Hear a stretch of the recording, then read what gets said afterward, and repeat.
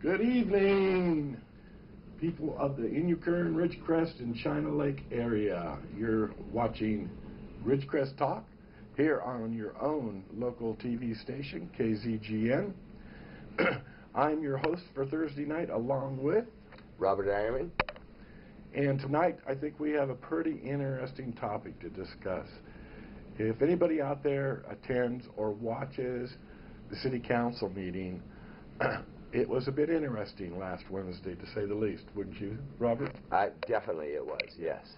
And there's been quite a bit about it. Matter of fact, KZGN News covered it a couple nights ago. Yes, they did. Quite well, I thought. Yes, I thought so too. And been in the paper since beginning, I think, Saturday. Yes. After the council meeting? Yes, the DI did an editorial on it. And there's been emails sent, one of which we have a copy we'll read here later. And in case you didn't get a chance to see what happened at the meeting last week, we have a short clip of the particular part of the meeting that we're going to be talking about tonight. And so if you'll hold on, that'll run here shortly. Yeah, I would recommend, based on public comment, in fact, I'll call these the Whitnick revisions, a couple changes to the agreement. I've talked to Mr. O'Neill, and he's fine with this, but I think it will put a... I respect your decision. It's kind of like when we appoint to the Planning Commission. It is up to us to recruit or for those to apply. I have trouble with the cronyism, because for the Measure L committee to say, well, we want to tell you who to appoint, that also smacks of cronyism. So either way you look at that, you know, that's a double-edged sword. I think there is 5 of you who make a decision. Mr. Garver, this is not public comment. This is a public forum. Our other you're right. our city. Mr. Garver, you're out of order. This is citizen. This is a voter created. No other commission or committee is voter created. So they're not. They don't sit in the same Scott, we position. listened to you when you had to talk. No, right, but you're I'd ask you to listen. The nature be of where respectful. We are and not listen the same. to Councilmember Acton's.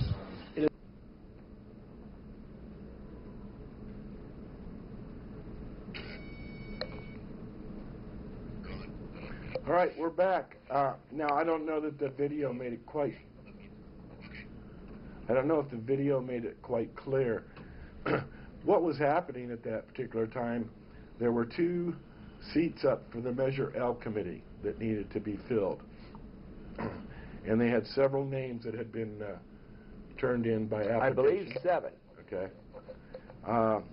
Anyway, what that video was about was the appointment of one former council member and former mayor who last served in 2012, Mr. Ron Carter, who was appointed by the mayor, Dan Clark, that night of the meeting.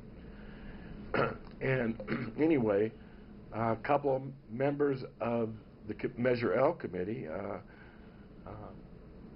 Scott Garver and Andy Anderson, got up when it was time for the public to speak on it, and they were not pleased with that appointment.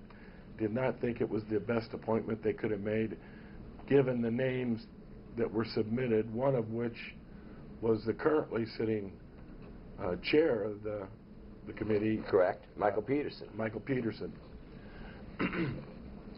So anyway, then you saw what happened there. Mr. Garver got up when Councilwoman Acton was speaking about what he had said earlier, which I don't think you saw. So anyway, rather than me talk about it too much more, we have as our special guest tonight the now chair of the Measure L committee, Mr. Scott Garver. Scott, thanks for being with us here tonight. We appreciate it. Thanks for having me out.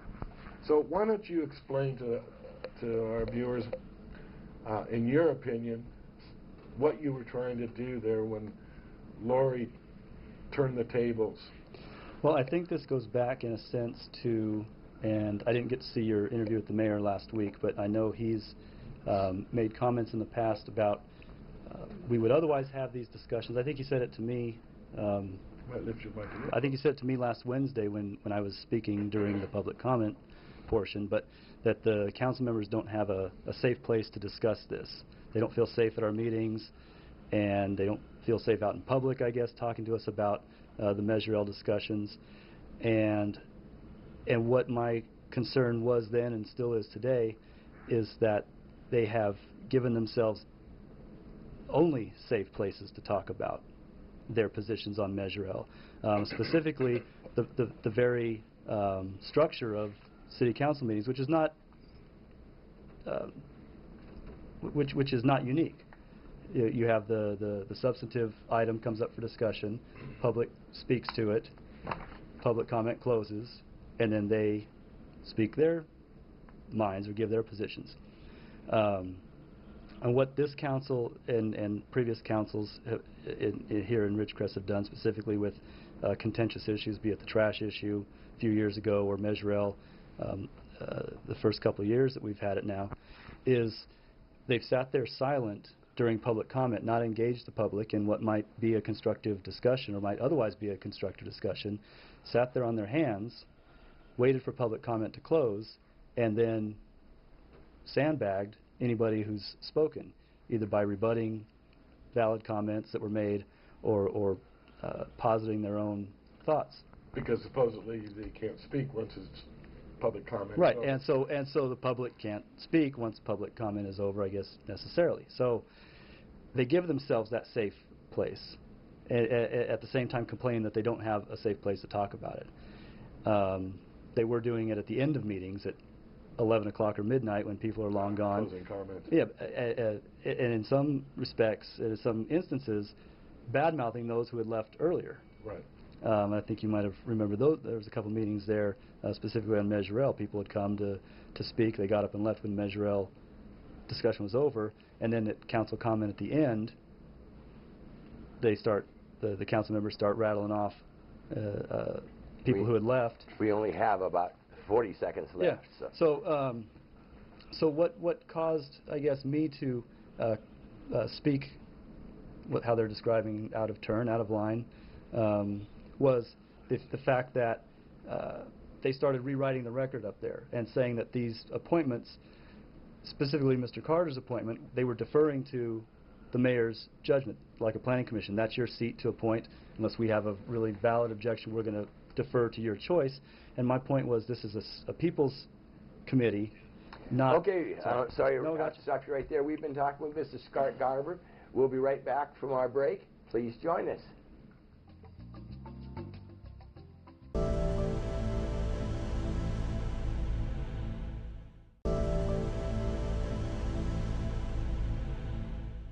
And welcome back to Ridgecrest Talk. I'm Robert Eierman, along with my co-host, Al Huey, and we're here with Scott Garber, Chair of the Measure L Committee, and we'd also like to welcome Mr. Jerry Taylor, a former council member, and we are talking about the demeanor that occurred, and that has occurred at the last council meeting. And when we left you, Mr. Garber was explaining what led up to the video that you saw at the beginning of the show. So we'll let Mr. Garber continue. Well, my concern or my reason for standing up and speaking after public comment had closed was that the council started with the familiar and understood practice of allowing a particular sitting council member of that particular seat to appoint somebody on a commission. And I understand that practice and the deference that other council members give to that member's pick, be it the Planning Commission or other committees that the city has created to help them conduct their business. And I was trying to suggest there's this false equivalency that they were relying upon by deferring without any meaningful and substantive debate, deferring to Mr. Clark's choice of Mr. Carter. They could have, if they chose to, engage in some debate or some discussion about it. They just said, well, just like we do on planning commissions, this is your pick, Mayor. We're going to defer to it, and up went 5 hands. And so my point was that before they did that, they needed to be aware of or recognize that there's this false equivalency they were relying upon. And that's what I was trying to get across in my... Well, it only makes sense to the average person, and even the, I don't know if you want to read it, Robert, the DI's article on Saturday, putting a former council member and a former mayor on an oversight committee that's supposed to be the citizens, which arguably now Mr. Carter is also a citizen. Sure. But the appearance of impropriety could be applied to it. And why don't you go ahead and read at least a portion of this, if you would, Robert. Yeah, I just wanted to point out that, you know, as a member of the audience there that night, we certainly tried to convey our feelings about it, but no one on the council seemed to get it. But the DI wrote a very exquisite editorial, DI not being normally a council critic, saying that the appointment, by appointing Carter to the Measure L Committee, Oversight Committee, was not a good idea, and they go on to list a number of reasons. If you have an opportunity, you should read that article, but it goes to explain that it all has to do with perception of the community relative to who the council is putting on the committee, it being an oversight committee, and it should be having no relationship to the council, and it was designed to make sure that the council spent the money from Measure L appropriately, and they were pointing out that the citizens do not have a lot of trust in the council to do that. So, very well taken by the paper, I think. And we have with us here another former council member, Jerry Taylor. Thanks again, Jerry, for being with us this evening. And I'd be interested to know, you did speak out against that at the meeting, but why don't you share your reasons why you don't think Mr. Carter would have been the best choice? Well, it goes back to the fact that I was on council when we passed Measure L, and one of the reasons that the Oversight Committee was put in there because it was a simple majority general revenue sales tax. Okay. So the concept is it can be spent on anything. And so we made a lot of, you know, unofficial promises. You can't make an official promise on the general revenue to say it was for police and it was also for roads. And so the concept behind the oversight was to give, in essence, the people a voice to make sure that the watchdog and the city council didn't misappropriate the dollars, not from a legal perspective, from a, in essence, the spirit of the law, that initiative. And so it was about appointing people that the people could trust, not the fact it was about people that you thought the city, they were in the city council's back pocket. And that's really what is very concerning is, again, along with Mr. Garver's been saying, is the fact that the appearance that this now will start leaning towards, in essence, being someone that's in the city council's back pocket, not necessarily someone that's really truly there being an independent. And it's very frustrating because actually my appointee, who was the previous chair, Mr. Peterson, applied. Okay, and they started using excuses about, well, he applied late and all those things. And yet he applied. Okay. And in talking with him at the Measure L meeting, he explained that he was anxious to have someone else take the position, but when he heard that no one had applied, he said, oh my goodness, I need to come forward and do my duty. And he applied no later than anybody who was ultimately appointed anyway. So that's a false attack on that could be well, that attack could be on anybody who applied. The other 7, because none of them applied the first round either. Right. And we could take that same approach with candidates that have put in for city council and the mayor. There's some that made it by the 11th hour. So maybe we shouldn't consider them according to the council because they applied so late. Yeah, most definitely. And for me, even on a personal level, about the previous council member, Mr. Carter, was, and I go back, and it's a date I cannot forget. It's June 20th, 2012, the very first city council meeting after Measure L was passed. Mr. Carter, Mr. Holloway, and Mr. Morgan voted for a budget that included $120,000 for Measure L going to Park and Rec salaries. It's very easy for me to remember that. I was on travel, dialed in on my anniversary. So it's a real easy date to remember. So, but bottom line is, it's like if a council member on the very first day tries to rationalize that I can, you know, do so-called crime prevention by paying for a park and rec director. It wasn't adding a position to do more programs. It simply was paying for existing salaries. And so it's very frustrating to put someone like that on a Measure L oversight committee, because the city desperately does need that kind of revenue. And the DI editorial gives that same example you just did. Yeah, yeah, and it's very frustrating from that perspective, because I walked door to door for Measure L. I didn't do as much as I would have liked. I was walking for a current sitting supervisor, and I couldn't hand out both pamphlets. He's not necessarily for taxes.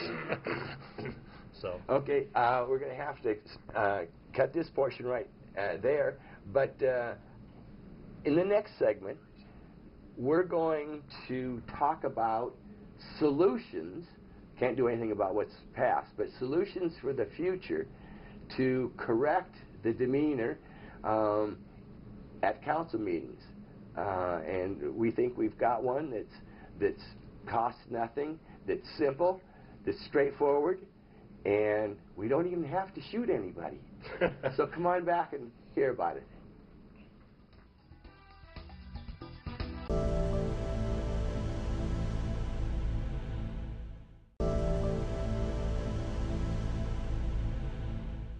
Welcome back to Ridgecrest Talk. And when we left, I was saying that we have a solution. And so anyway, I was going to ask each of these two gentlemen, Mr. Taylor, Mr. Garber, if they know of any solution. Solution To the demeanor problem. Oh, it's a demeanor? Yes. Oh, The council can make up the rules for the council, right? The chair, along with... Most definitely. I mean, yeah. it was, you know, it goes back when I was on city council, you know, do you want public comment at the beginning, you want it at the end? Right. You know, obviously you can kind of change those rules. And Mr. Garber is correct, you know, 100% right on. It is very frustrating now, myself, a citizen, sitting out there in the public, and you literally come up and you interact, you think, with the council. It's not. It's you get to have effectively do a monologue. They're not saying, yes, I agree with you, no, I disagree, this is what I think. And then Sometimes you they give you some good body language, though. Oh yeah. Yeah, don't get me started on that, including some of the staff also.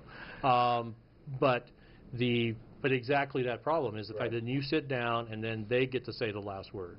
Right. And so obviously I know how frustrated you two were when I was on city council, and same situation, and obviously I'm now feeling that myself, and it does become very frustrating. And so I think it is simply, I don't think they really have to change the process. I think it's really kind of hilarious sometimes where the mayor forgets to allow public comment, for one thing. Yes. But I think at the same time, I think if they would simply interact more, and so then the public can respond to what they're thinking. Okay, I don't believe it should be a monologue and we say what we think, and then we have no opportunity to comment on, all of a sudden they have an interesting spin on what they thought we said, and we have no opportunity to correct, no, that's not what I meant, you misinterpreted. It is very frustrating. So I don't know if you really want to get into, because council meetings can be long, and being an ex-council member, I appreciate you need to be brief. Okay, and so there's an opportunity to maybe, one, shorten up the amount of time we talk, but also give us a second shot. Okay. Well, how about this? Sorry, Scott, but he hit the nail right on the head, in our opinion.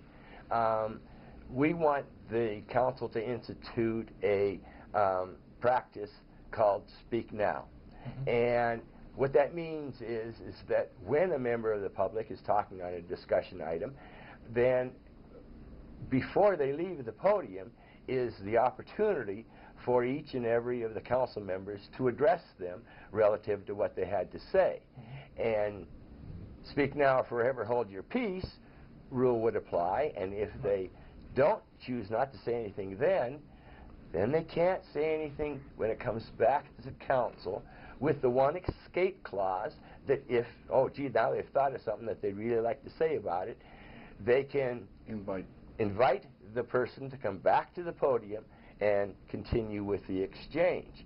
That way, the frustration level that we have all felt as members of the public speaking with the council goes away. And in my opinion, the frustration level that occurs on the council will also go away, because they will have an opportunity to better understand what the public's saying.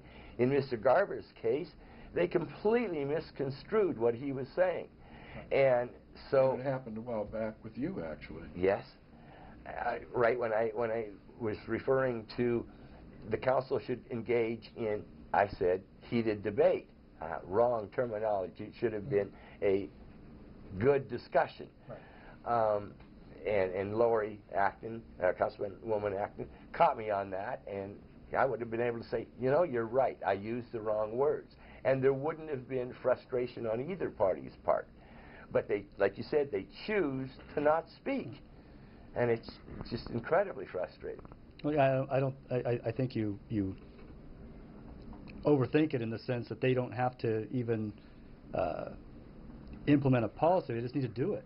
Correct. All they need to do is just consciously Yeah, say. but they do need to implement Right. a policy. Right. Otherwise, well, they can do there will be Right. council people that will Right. just do like what happened last week. And I'm not suggesting they can't do it like they're doing it now. Certainly Right. they can. That is the structure of it. Again, That's it's not certainly. unique to other public bodies, municipal bodies. That's why I asked Mr. Right. Taylor if the council could Right. make those changes, you know, constructively within the body Right. of the council. And just choose on a personal level each one of them to do that, because otherwise, you know, we say our piece as Jerry said, and then they sit there on their hands, Mm-hmm. and then wait, and then they can get up there and say whatever they want. The sun rises in the west, or Right. you know, the sky was purple today, and nobody, the structure does not allow anybody to correct those blatant misrepresentations, malicious or otherwise. Right. They could be accidental. Like yours. Just Apparently misunderstanding. yours was the misrepresentation of your position was accidental. I don't know if the misrepresentation of my position was accidental, but Right. but I think that would eliminate the guesswork there of trying to determine whether or not what their intents were. And what I said the other night was I don't worry about their intent. I look at their actions, and so the past 2 years of Measure L. Actually, I don't think your actions were completely incorrect. Didn't you read some response from Mr. Lemieux on how people could respond at meetings? That was actually from Mr. Porter to City Attorney Lemieux. Oh, okay. Pointing out the Brown Act indicates that if you directly refer to somebody during council, they have a Brown Act clearance to respond to that. And so they're just like what happened here. Mr. Garver actually should have been allowed to speak. And Holloway was, Mr. Holloway was Oh actually... yeah, by the He's way, yeah. I wanted to mention, yeah, Yeah. 3 times, you only saw 2 on the video, but 3 times Councilman Holloway motioned Mr. Garver to go to the podium. Because he was actually questioning Mr. Lemieux to see if I had a point. Yes. And at the same time... Right, yeah. And so, even with amongst themselves, they can't get it correct, and if they would just institute the format of having the interchange, why, it would resolve all that. Mr. Taylor, 1 minute. real quick. Real quick, part of the bad behavior, I shouldn't say it that way, part of that responsiveness of or lack thereof comes from the training a council member gets under public comment. When the very first part of the meeting, because it's not an agenda item other than simply people being stated. Again, but they can still No, have I understand. discussion. They're not going to vote on it. I understand that. Okay. My point again gets into there is, unfortunately, this long legacy about, no, don't interact with the public because it's not on the agenda. I, again, agree with you that they should be able to try to change that, but unfortunately, that's kind of where that culture comes from. I'm not saying it's a good culture. I just want to explain a little bit where that culture comes from. But if it's on action or discussion items, they can necessarily interact. I understand, and exactly, I'm just... They choose to. Again, I'm Sorry, just... gentlemen, we're going to have to close out. It always ends too soon. I'm Robert Eierman. I'm Al Huey, and we just fixed the problem. And we expect the mayor to listen, along with the other council members. Good night, folks.